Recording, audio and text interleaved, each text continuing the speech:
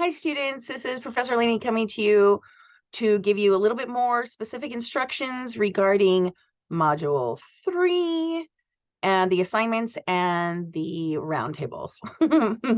So let's make this, okay, so you can see the screen now, which is great. So again, we've been through Module 3. I'm working on making these mini lectures, but I'm doing assignments right now. I want to make sure that you guys have all the instructions you need. And we're moving on to the child abuse pamphlet. Now, remember, every time you have an assignment, you're going to then share that in the roundtable, and that really, really helps you make those critical connections. So now for the child abuse pamphlet, this is one of my favorites. I mean, child abuse is one of those like tough topics, but it is out there, and I want to make sure that you guys are able to talk about it, because there's a few things in there. Just because things are uncomfortable doesn't mean that we can't talk about it. Now, before you get started, just remember that even a topic like child abuse that can be very dire and sad and depressing can be put into an educational way and also kept a little bit positive. So you're just like, you're not constantly saying, well, don't do this and don't do that and don't do this and don't do that.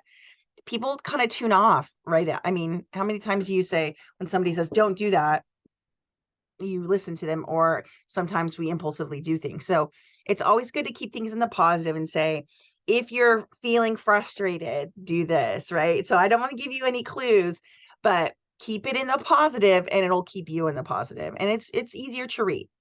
So again, the reason we're doing this is I want people to put things together, and every once in a while, this really makes a click. This really connects to people. And hey, if you want to print them out and pass them out to your neighborhood, I don't know, you know, more information, the better, right? We're talking about kids, right? We're talking about the next generation, the current generation, the future, right? Think of all the trauma that you may or may not have been like exposed to. Can we lessen that for the next generation or the young people right now? I think so. I'm a little bit of a pessimist, but I'm still very optimistic when it comes to child abuse. I believe adults can do a better job than previous generations, right? So if there's something that you didn't like from your childhood, let's fix that, right? We can't fix everything, but we can move forward, right? Okay, so the best part about this is that you're going to create this pamphlet, and then you're going to share that in the roundtable, and I'll make a quick little video for that as well. So make a trifold pamphlet. So I used to, in the face-to-face classes, accept it as a physical piece, because we would work on it together. We could do a bunch of different things, but this time it has to be digital. Because what happens is that people, they try to handwrite it and then upload a picture, and then the writing's so big that you're not getting the same amount of content in there. Now, last time I signed this, I had somebody straight up plagiarize this. Please don't do that. Just stop. It's child abuse. Yes, it's not new information. And yes, there's a lot of information already out there. Cite your sources, but put it in your own words. Cite your sources, but put it in your own words. It just makes you feel better about actually creating something. You can get ideas from somewhere else. And the reason I gave you this suggestion for Canva, well, we have Office 365 on the side over here. Maybe it's on this side. And Adobe Creative Cloud. They're in the module. They're right over here. Make sure that you use your resources, right? But also check this out. Canva is free. I've been using that for everything. If you like the thumbnail for this class that says how to, that's from Canva, 100% free. Takes me like 30 seconds to update it and download it and put it on here. It's fantastic. So trifold pamphlet, you can use anything that gives you a trifold pamphlet. I mean, search online. And if you have anything else to share, put it in Pronto. Some people are not super techy, but this doesn't have to be like perfect, like it's coming from the CDC or the American Medical Association. But I want to see content. I want to see something more than love your children. I get that a lot too. If you just loved your children, you would never abuse them. Trust me, plenty of parents who have treated their children unkindly still love their children. It's a weird concept. And trust me, there are children who have been very, very, very detrimentally abused and still love their parents. So let's not go with that assumption. Let's stick to the facts. Do it in your brand the way you like. Make sure that you have a nice contrast with fonts. They're not too small, they're not too big, but don't make it all blue in the background and give me blue writing. I see that a lot of time. yellow background with pink writing, or pink background with pink writing. Stop. If the background is light, give me dark font. If the background is dark, give me light font. Do you see how that works? I have old eyes, but here's the thing. As a teacher, you're going to have to make things accessible for all people to be able to read it. So think of that. And if you're not sure, you can always run it by me before the due date and say, what do you think? And I'm going to say, this looks really good, but your margins are small and I can't really read that. Maybe fix that or fix that or fix that, right? So if you get really, really stuck, let's figure stuff out. I always look at barriers as like opportunities to learn new things. Doesn't mean that it's super fun. Doesn't mean that you signed up to learn new things, but guess what we're doing? So create a cover. You know, if you have a basic pamphlet, there's always like a nice cover, and the cover is usually less information. It'll say something really basic. Let's say if it was a medical office or dental office, it'll say like Artistic Smiles Dentist or whatever, right? And it'll just give you the basics, just a picture and some like a tagline. Artistic Smiles, helping you have confidence with your smile since 2002, whatever. You know, so for child abuse, it's going to be like a picture. I always give hints to make it multicultural if you can. And then, and by the way, if you want to do it in Spanish too, I can read in Spanish. Yo puedo leer en español también. So if you feel like it's more impactful to do it in Spanish, I'm okay with that. If there's another language you want to do it in, I might be okay with that too. I just can't read like Farsi or Chinese or Japanese or something like that. So, so please reach out to me if you want to do it in a different language. I'm open for that. Okay, so you go inside. So think about that. Once you open it, you have those 3 panels, and you can, you know, divide these into separate sections, like 1, 2, 3 sections, like what child abuse is, what different types there are, and what are some of the signs. So it could be what it is, where it happens, or common factors, or clues that this may be occurring. And then the last part is usually like how to stop the cycle, right? So I want you guys, I can't give you all the information, but I want you guys to think of something that you would want to read. If you were sitting in a dentist's office or a doctor's office or at our health center or wherever, would you pick up this pamphlet and read it?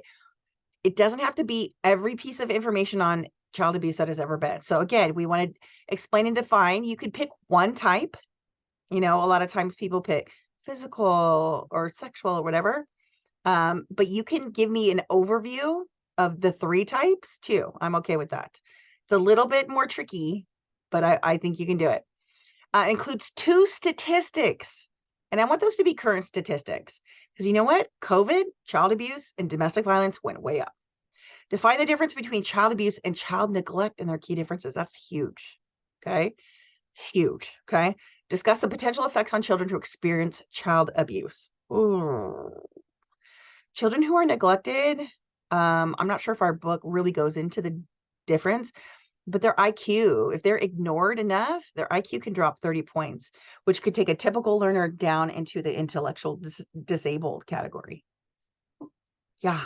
Like from an average student to special ed because of neglect. The parents never laid a hand on them ever. And that child is now fighting to regain some sort of normalcy or parity for the rest of their life. It's a big deal. Yeah. Discuss potential factors that lead someone to abusing a child, right? Or 3 places someone could go to get support. So you want to say what it is, some key factors here, like the key points or the statistics. Numbers really freak people out. So get in there, right? And then resources, right? You could even put as the first page, right? When you have your first fold and it gives you the title, when you first open it, you're going to see this panel and then that second panel closed. So you can always start with that. I always like giving like the resources right on top, you know, so people can see. But again, I want to give you guys artistic license to do what you're going to do and make it look awesome. Okay.